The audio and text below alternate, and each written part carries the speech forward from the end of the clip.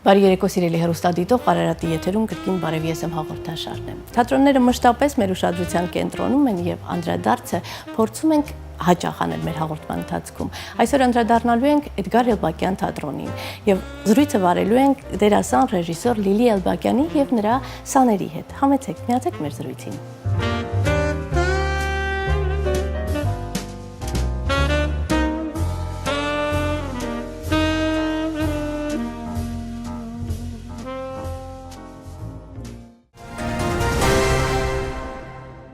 Բարի երեկո, շնորհակալ եմ հրավերն ընդունելու համար եւ կուզեմ զրույցը սկսենք թատրոնից։ Քանի որ կլինեն ներկայացումներ եւ կլինեն ստեղծագործողներ, եթե չլինի կառույց հասկացությունը, բայց կրկնակի եռակի քառակի դժվարանում է այն բոլոր նվիրյալների գործ, ովքեր իրենց բոլոր ճիքերը ուժերը ներդնում են այս արվեստի, թատերարվեստի զարգացման համար, եթե չի լինում կառույցը։ Որքանով է մեծ նշանակությունը թատերահարթակի եւ հստակ այս թատերահարթակի, որը ծառայում է ձեր արվեստին։ Այսինքն Էդգար Էլբակյան թատրոնը, Խամանչիկների թատրոնը, որը նույնացված է եւ որը մեկտեղում է երկու մտածողություն, երկու տարատեսակ ձևաչափեր եւ ծառայում արտիստներին։ Ինչ նշանակություն ունի։ Այսինքն եթե ունենաք մեկ այլ թատրոն կամ եթե ունենաք հրավերներ եւ վստահ եմ, որ լինում են, ինքնահարտահայտման տեսակը ձևը փոխվում է, թե ոչ։ Նախ ասեմ, որ նույնացված չէ, ճիշտ է։ Խամանչիկների թատրոնը դա պետական առանձին թատրոն է, Էդգար Էլբակյան թատրոնը ստեղծել է հայրս իր հայրիկի անունով եւ ավելի էլբակյանական դպրոց, էլբակյանցիներ, այդ ամբողջ Էլբակյանի ցանկությունները, երազները, մտածողություն դրված է այդտեղ, բայց դա չի նշանակում, որ խամանչիկները զերծ են երազներից, ոչ հակառակը։ Իհարկե նույն մարդիկ են ստեղծագործում եւ նույն դպրոցի կրողներն են եւ ուսանողները եւ շարունակողները, հա։ Ուղղակի նա մի քիչ ավելի մեծերի է, սա փոքրերի նույն մտածողության մեջ եւ պատանիների եւ փոքրերի հիմնական խնդիրը, հիմնական ցանկությունը այդ դպրոցը, այդ էլբակյանական, որ կա մի քանի դպրոցների հետ նույն Ստանիսլավսկու հա սիստեմով, նաեւ Բրեխտի այդ տեսիլքը, այն ինչ որ ուզում ես հասցնել ես աշխարհին, աշխարհը մի քիչ երևի ավելի լավը դարձնելու եւ գուցե փոխելու ինչ որ ասելիք այդ հարթակից փոխանցելու, այդ սկզբունքով ենք աշխատում երկու թատրոններում էլ եւ փորձում ենք, քանի որ դասավանդում ենք եւ հայրս եւ մայրիկս եւ ես նույն տեղում, հիմա այնպես է ստացվել, որ նույն կուրսերում նաեւ երեքով միտեղ ստացվում է, որ իրոք դառնում է մաստերսկոյ, այսպես ասեմ, արվեստանոց, որտեղ մենք բուծում ենք կապիտ ասած աստղեր եւ փորձում ենք իրենց ոչ միայն աստղային այս հիվանդությամբ վարակել, հակառակը փորձում ենք սովորեցնել այդ թատրոնի դեպի թատրոն նվիրումը եւ տրվել ամբողջովին թատրոնին եւ աշխատել, նույնիսկ Էդգար Էլբակյան թատրոնը կարելի է ասել, որ առանց շահի է աշխատում, առանց հասույթի, ուղղակի հաճույքի համար, այն ցանկության են նպատակի, այն ասելիքի, որ ուզում ենք հասցնել հանդիսատեսին։ Ասելիքը միանշանակ հասնում է հանդիսատեսին եւ սիրահարները այդ թատրոնի շատ են, նվիրյալները որպես հանդիսական շատ են։ Ինձ հետաքրքիր է որքանով են բախումներ տեղի ունենում, որովհետեւ ես հասկանում եմ, որ նույն արվեստանոցն է, նույն ձեռագիրն է, նույն ձեռագիր ասելով նույն կրթահամակարգի հետևանքն է եւ նույն ճաշակավորի արդյունքն է, այո, բայց սերունդների տարբերություն, ժամանակների տարբերություն, աշխարհընկալման ինչ որ տարբերություններ, այսինքն բախումներ ստեղծագործական հաճախ են լինում, թե ոչ։ Ում միջև այդ եռապատման միջև սերունդների միջև հայր, մայր եւ դուստր։ Ահա։ Հարցու ինձ էր ուղղում։ Այո։ Բախումներ չէ, ուղղակի ճաշակի տարբերություններ կան եւ շտկումներ, ավելի կարող եմ այդպես ասել։ Ես ասում եմ այսպես, մեկը մյուսի շարունակությունը կարծես լինի եւ քանի որ իմ ուսանողներն են, հիմա արդեն իմ ընկերներն են, ավարտած ուսանողներն են, չեն թողնի խափեմ, մենք կարծես իրար լրացնենք։ Հայրիկս գալիս է մի բան է ասում, հայրիկս մի ուրիշ կողմից է մոտենում, իսկ ես փորձում եմ այդ ամբողջը, եթե իմ գործն է, հա, ձևավորեմ, տանեմ տանեմ առաջ, այսինքն կան իհարկե հա, չէ, չեմ հավանում, չեմ ուզում եւ այլ, բայց դա շատ քիչ է լինում։ Հիմնականում մի մտքից ծնվում է մյուսը, այդ իրար վարակելու, իրար հետ ստեղծագործելու, կես բառից իրար հասկանալու, դե համար եմ ասում դպրոց, իսկապես էդ է հաճելի, օրինակ դուք ասացիք ուրիշ թատրոններում, ես ուրիշ թատրոններում վաղտ եմ ունեցել աշխատելու կամերային թատրոնում եւ մեծ հաճույքով եմ այնտեղ իրանց հետ աշխատել, բայց շատ դժվար է մերվել սկզբից, այսինքն այդ կես բառից հասկանալը չկար։ Գուցե եւ իմ ուրիշ թատրոններում եղել են իմ լավագույն դերերը, այդպես են ասում, որ դու ձեր թատրոնում ավելի քիչ ես խաղում, քան ուրիշ, բայց այդ իրար կես բառից հասկանալու, ստեղծագործական իրարից վերցնելու այդ ընթացքը ես միայն մեր թատրոնում եմ զգացել եւ կարծում եմ, որ այդ առումով ես բախտավոր մարդ եմ, որ կարողանում եմ իրանցից վերցնել եւ նաեւ տալիմը, որովհետեւ ես էլ բերել եմ այսօրվա այդ երիտասարդի մտածողությունը եւ հիմա այս երիտասարդներն էլ բերում են իրանց մտածողությունը, որ ինձ շատ հաճելի է, որովհետեւ ռեժիսորական կուրսեր են ավարտում, իրանք էլ ռեժիսորներ են եւ փաստորեն մենք բոլորս ենք ստեղծագործում։ Ես շատ ուզում եի անդրադառնալ այդ հարցին, որովհետև շատ դժվար, մեկ այլ բան է լինել դերասան եւ ենթարկվել ռեժիսորի ցանկություններին, ենթարկվել այս բառի լավ առումով եւ բոլորովին այլ բան է, երբ դու ռեժիսոր ես եւ դերասանի կերպարում ես հանդես գալիս բեմում, այսինքն ինքնաբուխ արթնանում է յուրովի տեսնելու, ինքնարտահայտվելու ցանկությունը։ Այս հարցում համախոհ եք թե ոչ, կա արդյոք համագործակցություն եւ մեկը մյուսին հասկանում եք որպես դերասան եւ ռեժիսոր, թե որպես ռեժիսորներ։ Նախ ասեմ, որ ռեժիսորի մասնագիտությունը օգնում է շատ հասկանալու եւ 4 տարվա ընթացքում արդեն 5 մենք դարձել ենք կարծես թատերախումբ ու կես բառից արդեն փորձում ենք կարողանում ենք իրար հասկանալ։ Բնականաբար օգնում է շատ։ Այսինքն, բայց բախումներ լինում են, թե չէ, այսինքն դերասանը սովորաբար ավելի մարիոնետի է, չէ՞, ավելի հեշտությամբ է ենթարկվում ռեժիսորի։ Այդպիսի չէ, պահանջները փոխվել են այստեղ։ Չէ, իրոք չեն լինում ինչ առումով, լինում են այն շրջանում, ես այդպես եմ կարծում, որ երբ որ նոր սկսում ենք մտածել, երբ որ սկսում ենք պիեսը, մասերի բաժանել, խոսել, մտածել, իսկ ընթացքում գուցե ինչ որ ասենք, այսպես ես այսպես չէի անի կամ ես այսպես կբեմադրեի, այդպես էլ է լինում, բայց հիմնականում քանի որ մտածողությունը եւ ձեռագիրը նույնն է, ոնց որ ստացվում է, որ նույն էլի դպրոցը շարունակվում է ու ավելի քիչ են լինում բախումները, քան եթե իրենք օրինակ հիմա գնան ուրիշ տեղ բեմադրություն անելու, գուցե շատ ավելի իրենց համար դժվար լինի։ Վստահությունը արդեն կա։ Իսկ վստահությունը որպես երիտասարդի, որովհետեւ բավականին դժվար է լսարան ընդունել մի մարդու, ով գրեթե հասակակից է կամ միգուցե բնությունը այնքան շռայլ է գտնվել, որ միշտ երևալու է հասակակից։ Ամեն դեպքում բավականին դժվար է վստահել։ Այդպիսի խնդիր ունեցել եք աղջիկներ թե։ Ես մեծ եմ։ Չէ, կարծում եմ այդպիսի խնդիրներ չեն եղել, քանի որ ճիշտ է երիտասարդ է Լիլի Էրբակյանը, բայց մենք նրա մեջ տեսնում ենք ինչ որ կշիռ, հա, որը մեզ օգնում է ավելի շատ որպես դասախոս նրան ընդունել, բայց միևնույն ժամանակ նաև շատ լավ ընկեր, ով քո հետ կարող է նստել եւ ամեն թեմաների շուրջ խոսել եւ գալ մի հայտարարի։ Իսկ մասնագիտական առումով մասնագիտական վստահության հարցում ես վստահ եմ, որ Լիլին եւ իր դրսեւորումներում հարթակում եւ ռեժիսորական գործում ապացուցել է բազմաթիվ վստահում, բայց ես հուզվում եմ, իրոք ամեն անգամ հիշում եմ, երբ որ նոր էի դասավանդում, լսարան մտնելուց աղոթում էի, որ այսօր դասս լավ անցնի, որովհետեւ եւ ամեն անգամ պատրաստվում էի, մտածում էի, ինչ են դասախոսները, վերընթերցում, հա, պատրաստվում լսարան մտնելուց առաջ ու հիմա ինքս հասկանում եմ, որ սա արդեն երկրորդ կուրսներ, հիմա այս երրորդ կուրսն եմ սկսել, երրորդ կուրսում եմ դասավանդում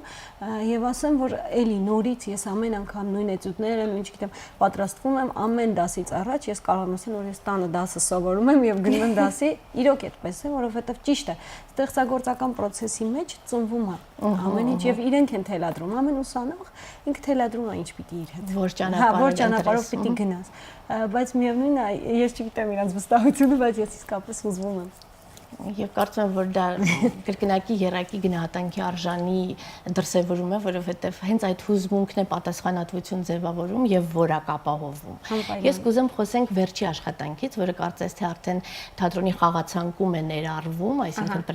պրեմիերա է սպասվում, առաջնախաղ է սպասվում մեր թատերասերին եւ ստեղծագործության ընտրությունը ինձ համար շատ հետաքրքիր էր, որովհետև վաղ վերածնունդ, բոկաչո, դեկամերոն, ստեղծագործություն, որը միգուցե նաև այսօրվա ժամանակների խնդիրների որոշակի արծարծում է, բայց ինչպես առաջացավ միտքը ընտրել հենց այս ստեղծագործությունը, որովհետև այն նաև պահանջում է իքական սեռի բազմազանություն եւ բազմաքանակություն բեմում։ Ես ասեմ, ինչու ինձ մոտ առաջացավ, հետո խոսենք այս կուրսը, որը հետ պատրաստեցինք այս ներկայացում, 10 աղջիկ էին, տղաներ չունեին։ Այնպես ստացվեց, որ 10 աղջիկ էին եւ տղաները բանակ էին գնացել եւ 10 աղջկա հետ անհնար էր։ Ամեն տարի մենք ինչ-որ բան էինք հորինում, որ տղաներ լինեն, որ մի տղա կողքի կուրսից եւ այն եւ ամեն տարի Ստեփան Շահինյանը, երաշալի ռեժիսոր, որին գիտեք, գալիս էր ասում էր. «Ինչ եկե դուք էլ դեկամերոն բեմադրեք, դեկամերոն»։ Ու հիշում եմ, որ կուրսը կարդացել էր դեկամերոն։ Եվ ինձ եկան ինձ ընկերլիկա էին ասում, ասեցին ընկերլիկա, մենք դեկամերոն չենք։ Իրոք անդադար դեկամերոն անունը, այսպես շրջանցում էինք։ Եվ չգիտեինք ինչ անել դիպլոմային որպես աշխատանք։ Ես եկա, հիշում եմ իմ դեմքը, ասեցի դեկամերոն ենք անելու ու բոլորը այսպես դեկամերոն ասեցի, բայց ինչի եք այդ կողմից նայել, մենք անենք այնպես, որ ոչ մի բաց տեսարան իրականում չի լինի, այսինքն կխոսվի այդ ամեն ինչի մասին, բայց ոչինչ չի երևա, չէ՞ որ թատերական լուծումներ կան, մի խոսքով լավ համոզեցի, բաց տեսարաններ կան, բայց չեն երևում, լավ համոզեցի ու այդպես սկսեցինք աշխատել, բայց իրենք խաղում են նաև տղաների դերեր։ Եվ Էմին, եւ աղջիկ է խաղում, եւ տղա, եւ այստեղ մի լուծում կա, որ ներկայացման մեջ է։ Դուք պատմեք, ես շատ եմ խոսում։ Հետաքրքիր մոտեցում ունեք, այսինքն հնարավորություն եք տվել աղջիկներին տղաների դերում դրսևորվելու, ինձ թվում է տարիների բացերը լրացրել եք, որովհետեւ ժամանակին կանայք չունեին այդ իրավունքը, չէ՞։ Եվ այդ վերածնունդի այդ հոտնել այդ առումով նաեւ, հա, ինչ որ չափով կա, որ աղջիկները մեկ էլ հագնվում են, տղա են խաղում, լրիվ ուրիշ ոճ է։ Մենք չպատմի։ Հետաքրքիրը հենց դրանում է, որ մի ներկայացման մեջ կարողանում ես խաղալ մի քանի կերպար եւ շատ հետաքրքիր է նաեւ կոնտրաստը, որ դու մեկ խաղում ես զվարճալի ինչ-որ եթերային աղջնակ, հետո խաղում ես շատ լուրջ մի աղջիկ, ով կորցրել է իր ընտանիքը ժանտախտի հետևանքով եւ հետո կարծես այսպեսի մի բան լինի, որ ռեժիսորը եկել է, ասել է, պատկերացրեք, եթե իրոք դուք տղամարդ եք, խաղում եք տղամարդ, սա ձեր առաջադրվող հանգամանքներն է եւ գործեք։ Այդպեսի տպավորություն է թողնում։ Այսինքն այնպես են կարել, որ հանդիսատեսը նույնիսկ կարող է բարձրանալ բեմ եւ իրենց հետ միասին խաղալ։ Մի վերցրել ենք գրքի այդ սկզբից, երբ որ գրված է, ուղղակի մի քիչ ինսցենիրովկա է արված, էլի պատմվածքներ են քանի որ ասվում է, որ նրանք 12 հոգի էին, որ ամեն գիշեր հեռանում են մի ամառանոց եւ ամեն գիշեր մեկը պատմում մի պատմություն։ Հենց դա վերցրել ենք եւ ճիշտ ասած շեշտել ենք քաոս, այդ ժանտախտի թեման, որ ժանտախտից փախչելով նրանք 10 աղջիկ փախնում են մի ամառանոց եւ հետո այդպես էլ չեն կարողանում հարմարվել, որովհետեւ հասկանում են, որ իրենք իրենցից չեն փախչի եւ ծնողները իրենց նախնիները սխալ են գործել եւ իրենք վերադառնում են ուղղելու այդ սխալները, այսինքն վերջում ներկայացում գալիս հասնում է ասելիքին եւ բացի այն որ ներկայացման մեջ ներկայացում են խաղում, հետաքրքիր մի բան էլ կա, որ այս աղջիկների կյանքը կա նաեւ թե իրենք ինչպես են, իրենց կենցաղը, թե իրենք ով են եղել, որ փախել են, ինչ են թողել այնտեղ Ֆլորենցիայում եւ փախել են, այսինքն նաեւ իրենց կենցաղը կա եւ ամեն մեկի կենսագրությունը ինչպես է բացվում։ Այստեղ փաստորեն նաեւ ադապտացիա է մեր ժամանակների հետ։ Գիտեք,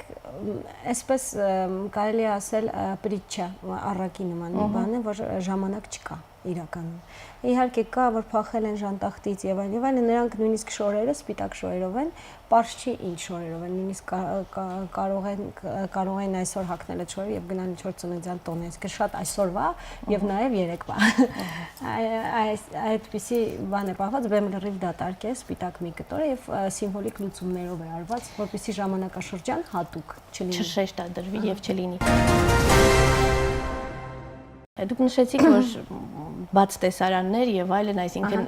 խուսափել այդպես է, չի ստացվել բաց տեսարաններից եւ մեր ժամանակները ունեն իրենց թելադրանք, այսինքն եթե ժամանակին բաց տեսարանները քողարկվում էին եւ տեխնիկական հնարքների միջոցով էին հանդիսականին հրամցվում, այսօր կարծես թե այդ բարդույթը հաղթահարված է եւ նույնիսկ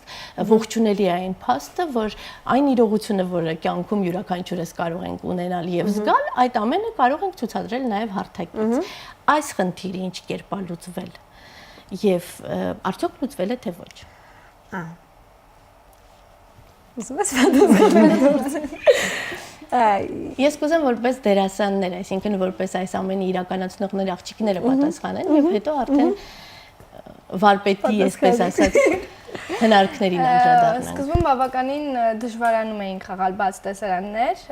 բարդությունավորված էին, կարելի այդպես ասել, բայց հասկացանք, որ ամեն ինչ ներկայացնելու ձևից է կախված, կերպից, այսինքն եթե մենք չամաչենք եւ ներկայացնենք այդպես, հանդիսատեսը դա կդիտի ուղղակի որպես ներկայացում։ Ինձ ես խաղում եմ տղաներ, այդպիսի տեսարաններ շատ չունեմ, իմ բախտը բերել է։ Բախտավորիկներ։ Դա շատ խարակտերային դերասան է, այսպես չի եմ, ու աղջիկը փոքր տղաներ է խաղում, ինձ շատ հետաքրքիր։ Բայց իրականում գիտեք, քանի որ աղջիկներ են խաղում տղաների դերերը, իրենք իրարից չեն ավելի ամաչում։ հեշտ է։ Եթե օրինակ տղայի հետ խաղային նույն բանը, իրանք այդպես էլ ասում են, եթե տղա լիներ, մենք չէինք կարողանա։ Հիմա բայց որպեսզի չդիտվի ուրիշ բան, որովհետև այսօր այնքան այլասերվել ամեն ինչ, որ կարող է լրիվ ուրիշ կողմ հասկացվի, այնպես են կարել, որ այդ խաղի տարը չկորի, այսինքն խաղ ներկայացման մեջ ներկայացում, այս թաթերայնության մեջ է ամբողջը։ Շեշտադրումը այլ օղակների վրա է եւ ներկայացումը ով տեսել են, քանի որ սա կուրսային աշխատանք էր, նայել են ժյուրին, որը լուրջ թատերագետներ են, դուք գիտեք ինչպես են հանձնվում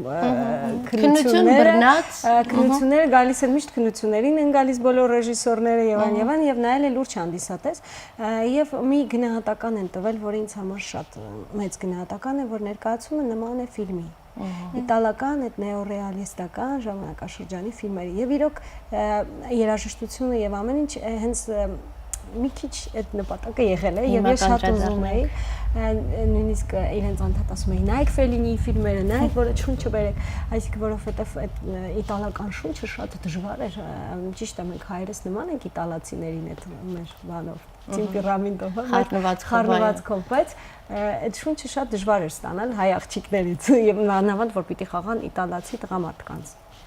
Կրկնակի բարդացրել, բայց դրա հետ մեկտեղ տվել եք հնարավորություն բնությունից չհեռանալու, որովհետև այդ էմոցիոնալության արտահայտման միջոցները մենք էլ ունենք, պարզապես միջավայրը այնպիսին է եղել, որ դրսևորման հնարավորություններ չենք ունեցել։ Երաժշտության մասին խոսեցիք, ես կարծում եմ, որ ներկայացման գլխավոր շեշտադրումներից մեկը պետք է լինի երաժշտությունը, որովհետև երաժշտությունը կարող է ամեն ինչ փչացնել եւ կարող է ամեն ինչ այնքան գեղեցիկ գույների եւ լույսերի ներքո ցուցադրել, որ նույնիսկ միջին ներկայացումը դառնա բոլորի ուշադրության կենտրոնում։ Այստեղ ուրեմն տրվել եք նոր ստեղծագործություն գրելու եւ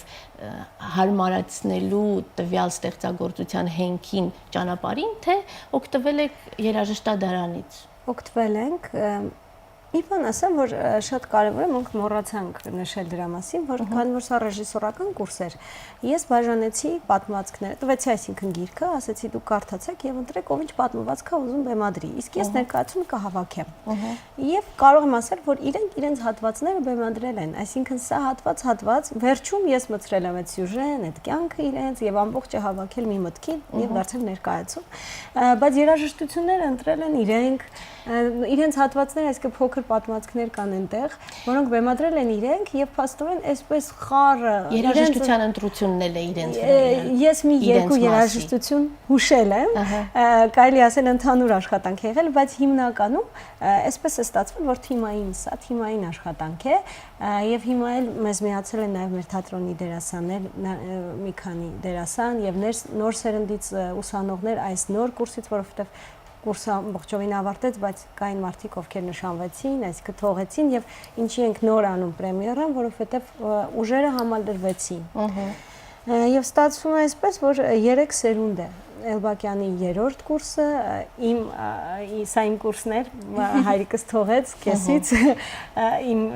կուրսը ավարտած եւ Էդգար Էլբակյան թատրոնի դերասաններից այսպես խառնվել են եւ 3 սերունդ, այսինքն հիմա նորացված ուժերով պիտի լինի պրեմիերան։ Նոր շնչով։ Այստեղ ես հասկացա, պաստորեն ընդամենը 10 պատմվածք է օգտագործվել 100-ից 10-ը։ 5 10 աղջիկ են, բայց 5 պատմվածք։ Դե քանի որ յուրաքանչյուրը կար 10, բայց քանի որ ներկայացում դարձրեցինք եւ չէինք կարող հանդիսատեսին ստիպել, որ 3 ժամ մեզ նայեն, դարձավ 5 ժամ ու կես հետևում ներկայացումը։ Այդ տպավորությունն այնպեսին է, որ 10 պատմվածք է, վերջում ասում եմ 10 օր եւ 10 պատմություն։ 10 օր եւ 10 պատմություն, որովհետեւ օրեր են, այնտեղ օրագիր կա, հենց Պամպինեայի օրագիրն է, այդ հերոսների անուններն են, գրքից ենք վերցրել, այո։ Ես ուրեմն ինձ համար շատ կարևոր է, որպեսզի դերասանը, այս պարագային արդեն բոլորդ էլ դերասաններ եք անկախ մասնագիտությունից, որովհետև իբրև դերասան եք ներկայանում, բայց շատ կարևոր է, որպեսզի դերասանը անպայման ընթերցի ստեղծագործությունը։ Ձեր խոսքից հասկացանք, որ բոլորը ընթերցել են ստեղծագործությունը, հուսամ, որ հանդիսատեսը նույնպես ընթերցելուց հետո է անպայման գալու, որովհետև շատ կարևոր է դա։ Եթե նույնիսկ ընթերցած չլինի, տեքստը այնպես ենք պահպանել, հենց պատմվածքի ոճով, որ ամեն ինչ կհասկանա, մի հատ կընթերցի մեզ։ Ես վստահ եմ, որ դա գոնե շարժառիթ կլինի անդրադառնալու վաղ վերածնունդին եւ կարևորագույն ստեղծագործություններից մեկը, որը համարվում է մարդկային կատակերգություն համաշխարհային գրականության մեջ, կարծում եմ դրա դարձի անհրաժեշտությունը կա, բայց շատ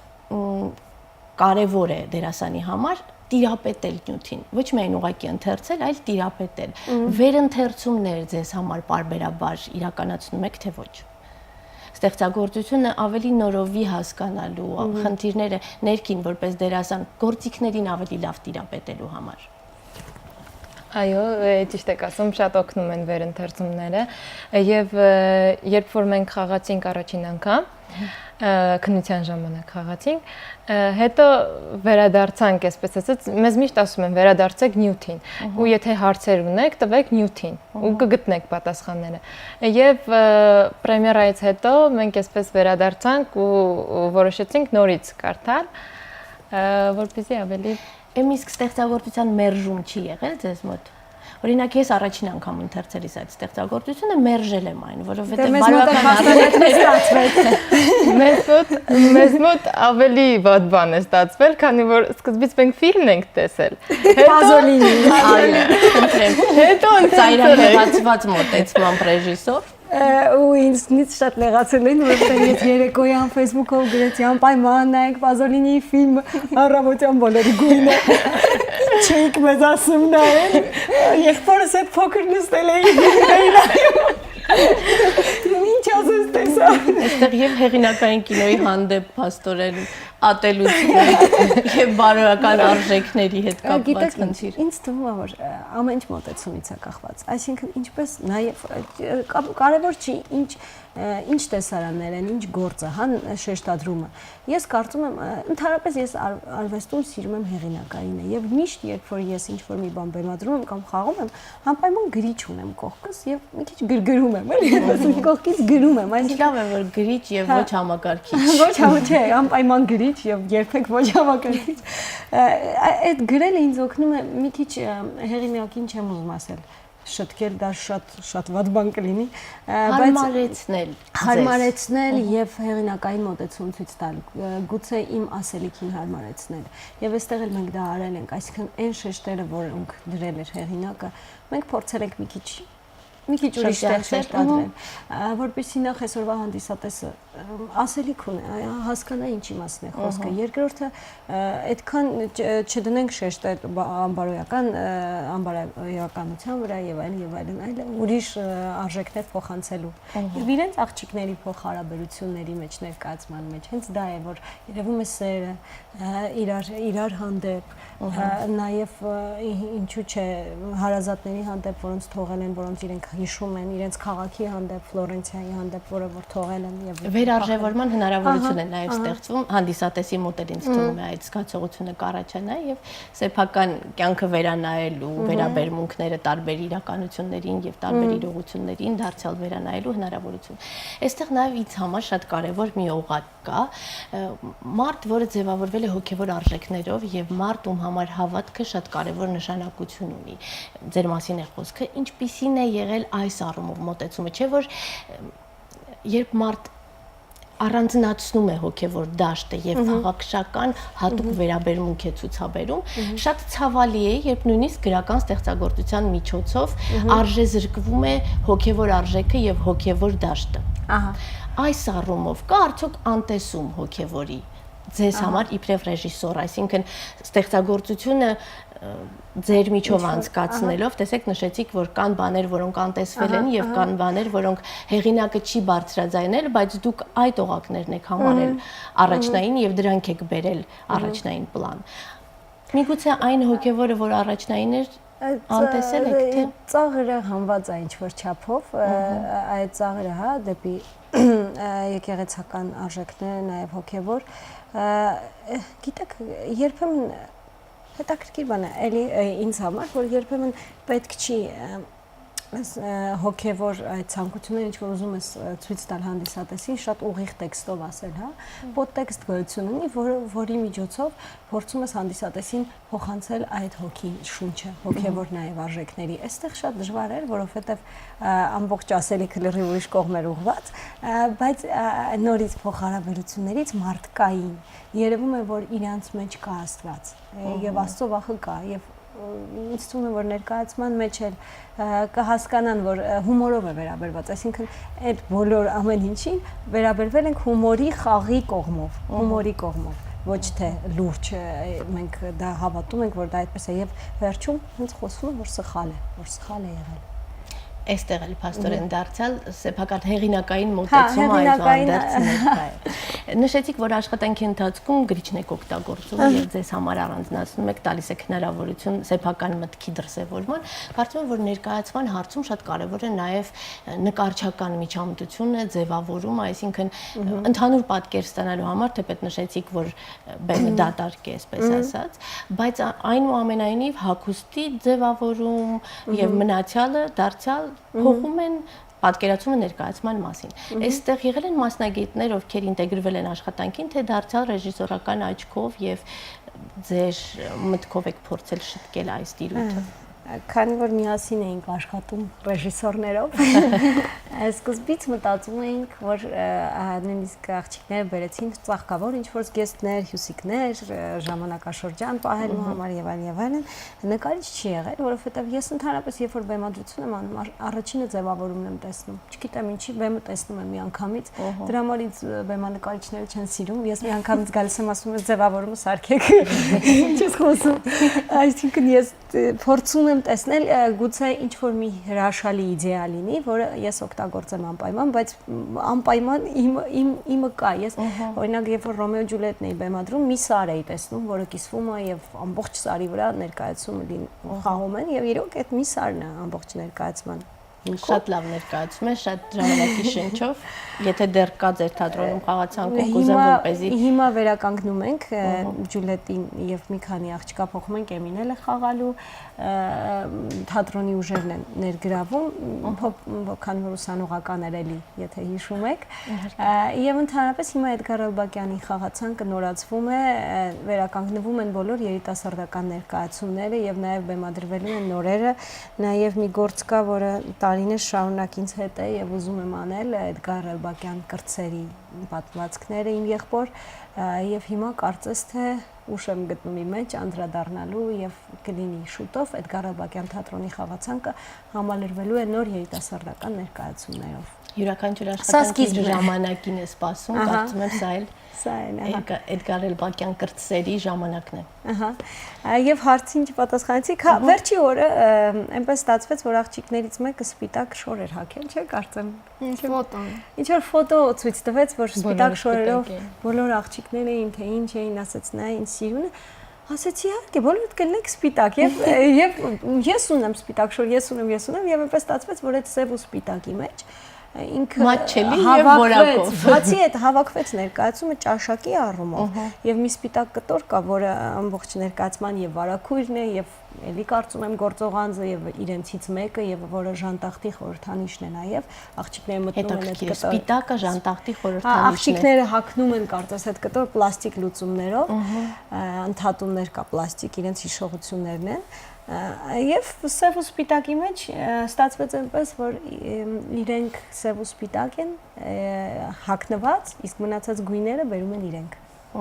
Մնացած բոլոր գույները իրենք են։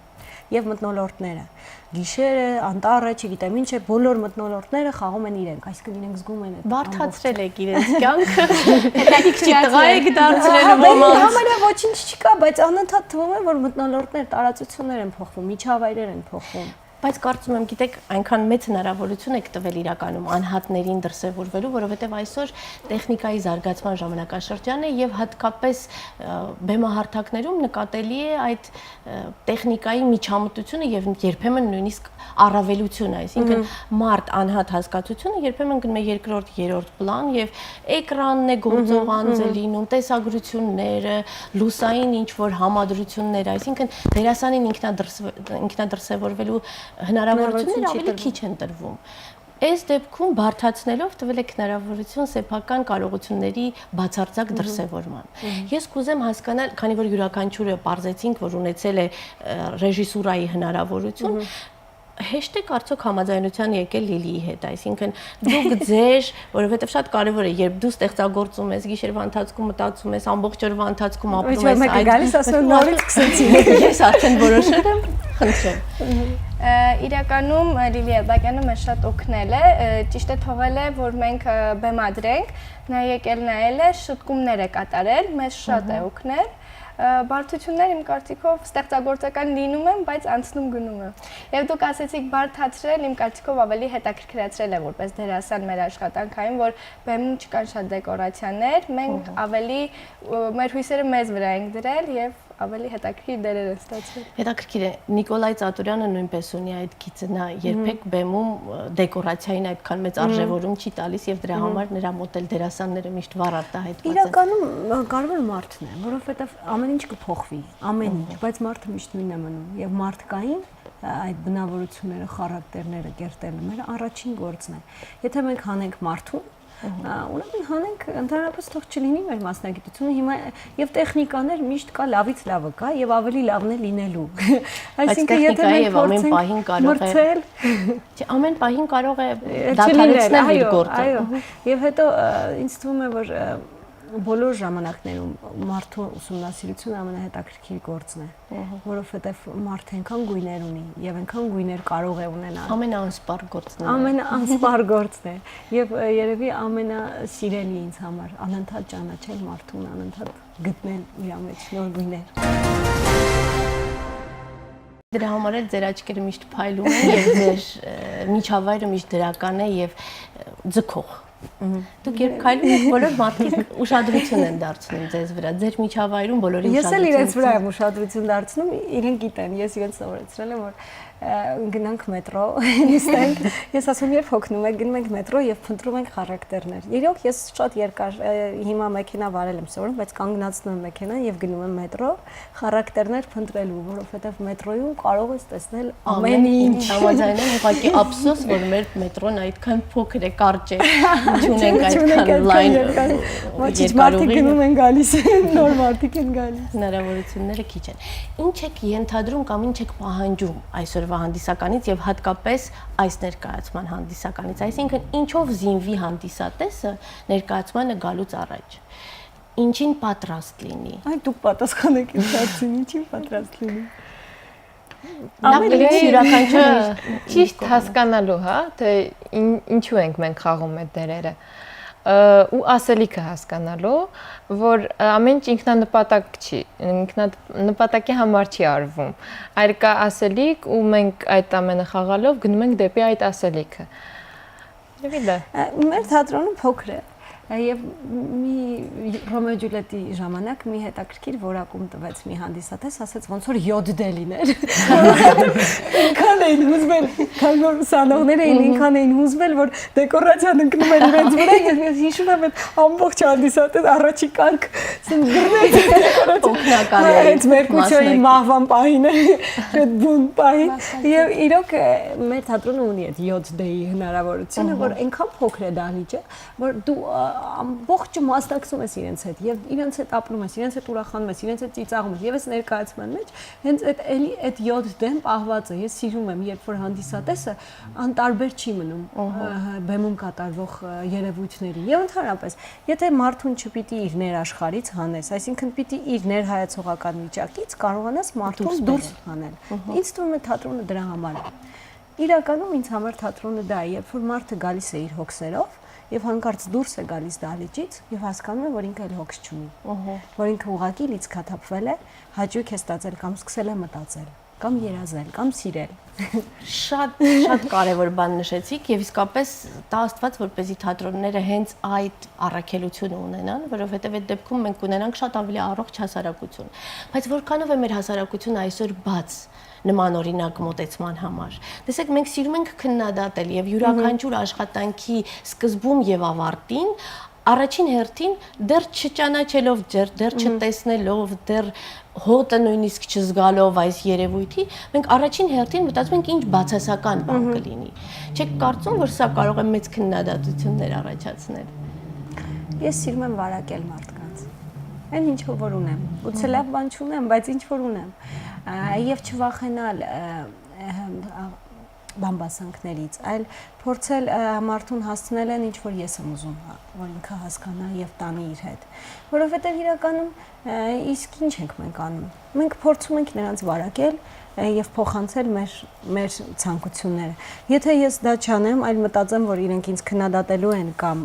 ասելու են կամ լավ էր կամ վատ էր, այդ դեպքում ես չեմ ստեղծագործի։ Ես նույնիսկ գիշերը չեմ քնի եւ կմտածեմ ես նիհարել եմ, թե չաղացել եմ, թե այսօր լավն եմ, թե լավը չեմ։ Այսինքն ես դրա մասին չեմ մտածում եւ ստեղծագործելիս եւ ապրելիս։ Ես մտածում եմ, թե ինչ պիտի ինքը ինձնից վերցնի իմ ստեղծագործությունից, իմ արածից, իրանք ինչ պիտի վերցնեն, իրանք ինչքան են աճել, դա ինձ համար շատ կարևոր է, թե որ ինչ էին եւ հիմա ինչ են, ուր են եկել եւ ուր պիտի գնան։ Եվ ընդհանրապես, երբ որ մարդուն նայում ես, հա, չես նայում թե ինչպիսին է ինքը եւ ինչ է պահանջում։ Ամենակարևորը այդ ինչ ինքը եկել է եւ չի ուզում նայել այդ ներկայացում։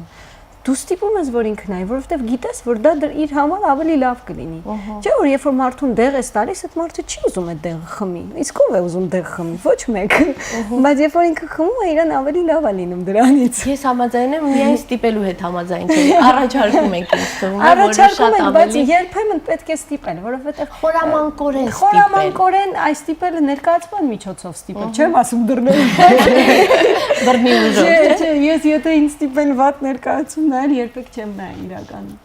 Չէ, պիտի լավ լինի ներկայացում։ Պիտի այնքան լավ լինի, որ ժամացույցին երբեք հանդիսատեսը չնայի։ Սա նաև նշեցինք, որ բարդույթներից ձերբազատման հնարավորությունը լինելու բոլորի համար, բայց դերասանի համար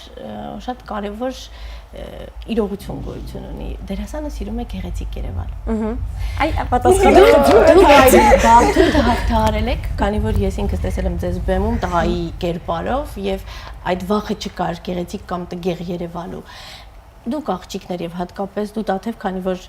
Էմինել է տղամարդ խաղում, մի քանի տղամարդ։ Այսպես չնայեք, երկուսը էլ համաչում են հարցազրույց տալուց։ Երկուսը էլ այդ անջրպետը, այսպես ասած, անցել եք այդ դժվարությունը հաղթահարել եք։ Վախ չի եղել տգեղ Երևանու։ Առաջին օրվանից, երբ Լիլին Էլբակյանը մտավ մեր լսարան, առաջինը հենց դա է ասել, որ մենք չենք փորձելու բեմից երևալ գեղեցիկ։ մենք պետք է վերապրենք դերը եւ մարդը կյանքում միշտ գեղեցիկ չէ, չէ՞։ Լացելուց ինքը դեմքը ամեն խոժորվում է եւ նույնը նաեւ բեմում պետք է լինել։ Այսինքն դու խաղալուց չպետք է նայես որ մասս ճիշտ լինի կամ շորս ուղիղ լինի։ Հա։ Ու կարծում եմ մեր ու ոչ միայն մենք, այլ մեր կուրսը այդ հաղթահարել է ու արդեն մենք որ նայում ենք ներկայացումներ, արդեն հասկանում ենք որ այդպես նա ուզում է գեղեցիկ Երևան, իսկ մենք արդեն դասավորել ենք։ Ճշմարտությունը կարողանում եք տեսնել, ճշմարիտ խաղը արդեն դառնում է ավելի ակներև ձեզ համար։ Նաև լավ հանդիսատես ենք դառնում։ Ճիշտ հանդիսատես։ Այո։ Դա ավելի կարևոր է, ինձ թվում է, քան լավ դերասան լինելը, այս դեպքում լավ հանդիսատես լինելը։ Ինձ թվում է դրանք այնքան փող զուգահեռ եւ համագործակից արժեքներ են, մեկը մյուսն է ծնում, մեկը մյուսին է օգնում։ Անչափ հաճելի է որ ունենք նմանօրինակ սերունդ, անչափ հաճելի է որ սերունդը տալիս է հնարավորություն իր սերնդակիցներին բարդույթներից ձերբազատվելու, որովհետեւ կարծում եմ մեծագույն խնդիրները, մեծագույն դժբախտությունները առաջանում են հենց այդ բարդույթներից, որոնք մեր մտքի եւ զգացողությունների ծնունդն են։ Մեզ գրականություն արվեստը տալիս է հնարավորություն այդ ամենից ձերբազատվելու եւ առավել զուլալ, առավել, չգիտեմ, բարի, առավել գեղեցիկ տեսնելու այս աշխարհը։ Դուք այդ հնարավորությունները փաստորեն շեշտադրում եք կրկնապատկում եւ բաց եք հանդիսականի համար այս համագործակցության եզրում։ Հիշեցնենք հեռուստադիտողին, թե երբ է լինելու պրեմիերան եւ հոկտեմբերի 25-ին եւ 26-ին ժամը 7-ին եւ ամեն չորեքշաբթի ժամը 7-ին Էդգար Էլբակյան թատրոնում, որը Խամաճիկների շենքում է գտնվում, նույն թատրոնն է, այսինքն նույն շենքում երկու թատրոն է գործում, այդպես ասենք, եւ հեռախոս 56-24-50 տոմսերի համար կարող եք զանգահարել։ Մենք ունենք հաղորդման ձևավորված վերջնահարց, սովորաբար հնչում է ես եմ ասելով ինչ եք հասկանում, բայց քանի որ այստեղ խոսքը արվեստանոցի թատրոնի մասին է, ես կուզեմ գլխավոր առաքելությունը նշեք Էլբակյան թատրոնի։ Ինչն է, որը տարբերում է մյուս բոլոր թատրոններից, այն խորհուրդը, որը կրում է այս թատրոնը։ Բոլորս պիտի պատասխանենք, թե միայն ես։